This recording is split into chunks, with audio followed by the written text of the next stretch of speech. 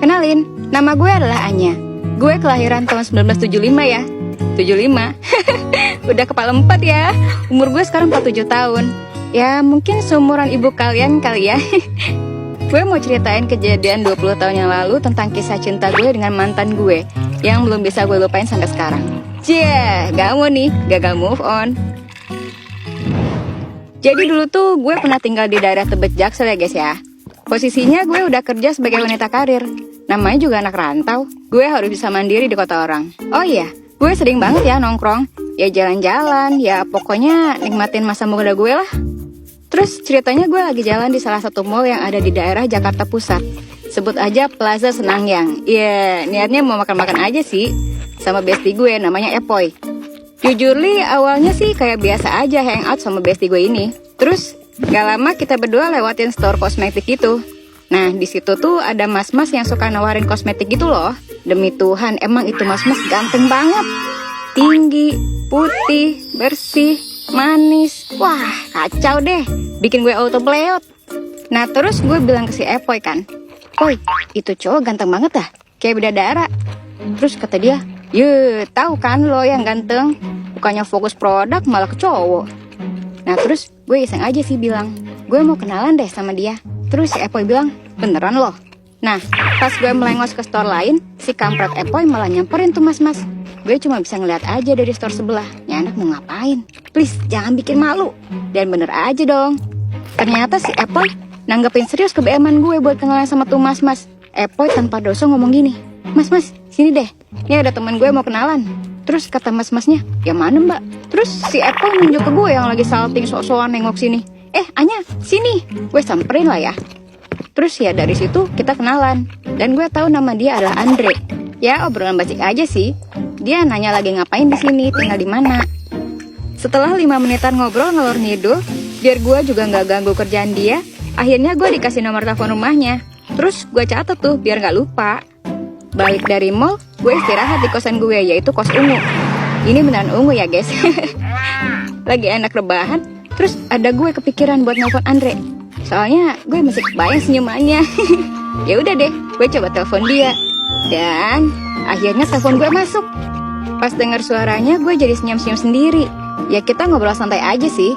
Terus dia nanya lagi di mana? Udah sampai kosan belum? Terus gue jawab, udah. Terus dia mulai berani gombal tipis-tipis. Ya biasalah, kalau baru kenal kan bawaannya pengen ngajak main biar akrab. Terus dia bilang, kalau ke mall lagi hubungin dia. Saay lu Andre. Semenjak itu gue selalu sama Epoy buat ke mall nemuin si Andre. Tapi lama-kelamaan gue memberanikan diri untuk ketemuan berdua aja tanpa kehadiran si Epoy.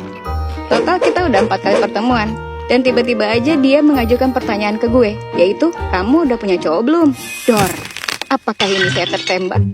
Jadi karena gue masih sendiri ya, gue bilang gue gak punya. Terus dia nembak gue. Karena gue ngerasa match dan ada feel yang sama sih kayaknya. Dari situ kita jadian. Wuhuu, Anya dari kos ungu sudah tidak menjomblo lagi. BTW, dia itu beda 2 tahun sama gue ya. Dia kelahiran 77 guys. Yap, dia lebih muda dari gue yang artinya gue macarin berondong gak sih? Oh iya, rumahnya Andre tuh di Ciputat. Udah kerja di store kecantikan itu 3 tahun. Terus dia juga lagi kuliah ambil kelas karyawan. Kampusnya daerah Ciputat juga. Gue sama dia udah pacaran 2 tahun. Dan itu berjalan gak semestinya. Ya pokoknya lancar jaya. Dia baik banget, tulus, sayang sama gue. Walaupun beda 2 tahun dan lebih muda, tapi dia dewasa banget dan justru ngerangkul gue. And then, gak berselang lama di kantor gue ada anak baru yang gak tahu kenapa gue ngerasa tertarik sama dia. Mungkin karena dia rajin ibadah dan dengar-dengar dia bergelar insinyur. Sebenarnya sih ya gak masalah sih, cuma sekedar kagum. Dan gue juga gak yang ngegoda supaya dia bisa deket sama gue ya. Tapi gak tahu kenapa tiba-tiba aja kita bisa deket. Ajaib deh pokoknya. Namanya Husen. Anaknya lumayan agak pendiam ya.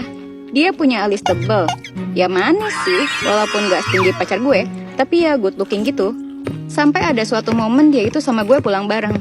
Tapi lama-kelamaan kita jadi bareng. Makan bareng, dijemput, balik bareng lagi. Sampai suatu momen gue sama dia sama-sama ketawa pas tahu kita dari kampung halaman yang sama. Jir, dunia ini sempit banget. Sempat pernah Andre itu nungguin gue di kosan, sementara gue lagi jalan sama si Husen. Duh guys, gue gak tahu gue kenapa. Tapi ini terjadi begitu aja. Please, jangan judge gue ya. ini cuma kisah masa lalu. Lama-kelamaan dia curiga karena tahu kayaknya gue sering banget bareng sama Husen. Akhirnya si Andre marah dan ngomong kayak, kamu tuh aku liatin sering banget ya bareng sama temen baru kamu yang pendek itu. Udah mana banyak banget alasan kalau mau dijemput. Terus aku kalau lagi main ke kosan, kamunya belum pulang. Gue baru pertama kali lihat Andres marah itu. Jadi emang dia sering nungguin gue di kosan. Kadang teman kos-kosan gue pada nge-SMS, "Nya, lu di mana? Nih cowok lu ngedokam depan pintu kos. Dengan gini lu anggurin." Nyelekit sih. Gue berasa jadi cewek yang jahat ke dia. Jujur gue mulai ngerasa bersalah dan gak tega kalau Andre terus-terusan gue giniin. Berhubung gue lebih sering sama Husen, secara gelar udah jelas insinyur. Lebih mapan, lebih siap. Apalagi keluarga gue di rumah nanyain gue kapan nikah mulu. Meskipun jujur, gue masih bingung harus milih yang mana, Husen apa Andre. Akhirnya gue minta Andre untuk break dulu. Meskipun dia gak suka sama keputusan gue ini. Sampai akhirnya gue ngajak Husen ke Banjarmasin nemenin gue yang hadirin ponakan gue yang mau nikah. Ya, hitung-hitung mudik bareng lah. Tapi pas mau pulkam ada aja hal yang bikin gue tercengang. Tiba-tiba Husen ngajak nikah juga pada saat itu. Gue kan jadi makin galau ya sama hubungan ini.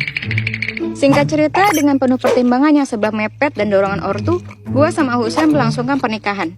Dan dengan tidak sadarnya, gue melakukan itu dalam keadaan gue masih punya cowok di Jakarta. Tapi lagi break sih, jadi gue salah gak sih? Bingung.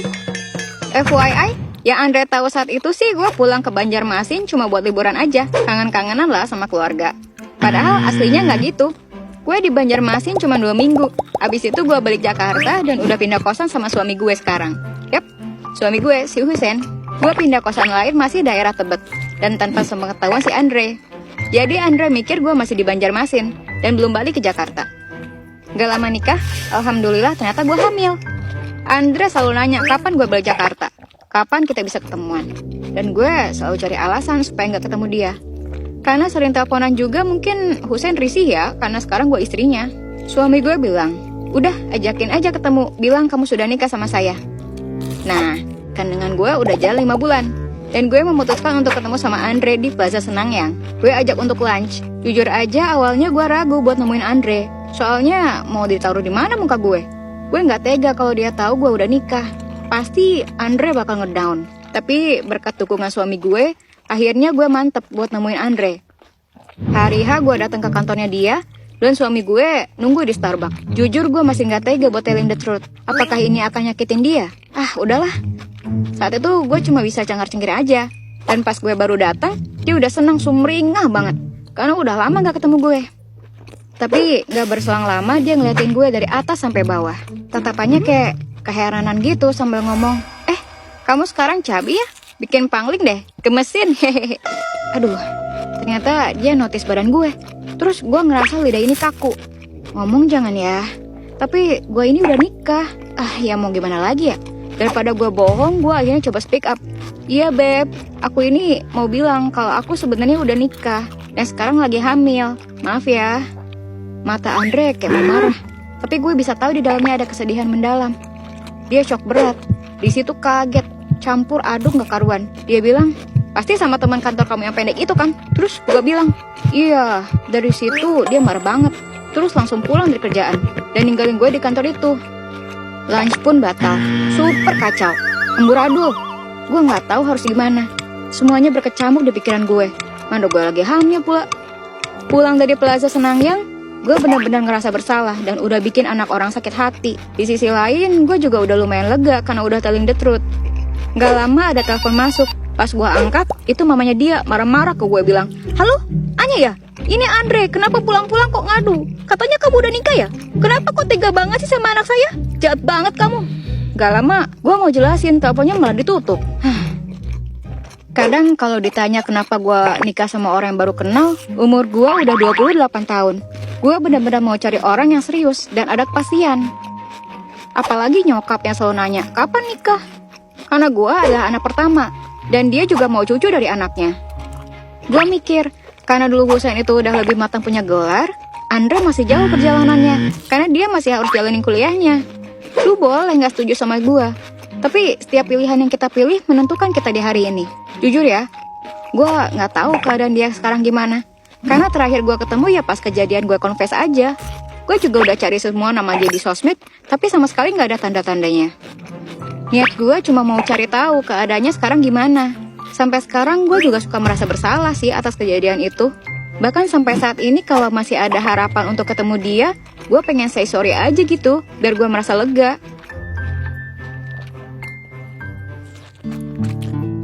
Well, semua udah ada jalannya ya. Alhamdulillah, gue udah punya 2 anak. 1 cewek dan 1 cowok. Dan masih sama Husan sampai sekarang. Walaupun kenyataannya nggak seperti yang dulu gue bayangin. Tapi gue bersyukur sama kehidupan gue ini. Pesan dari gue adalah hidup itu pilihan kalian. Jalani, syukuri. Dan kita juga harus mikir matang-matang ke depannya kalau mau melakukan sesuatu. Andre, dimanapun lu berada, lu adalah bagian dari perjalanan hidup gue. Makasih dan maaf untuk semuanya. Sampai jumpa semuanya.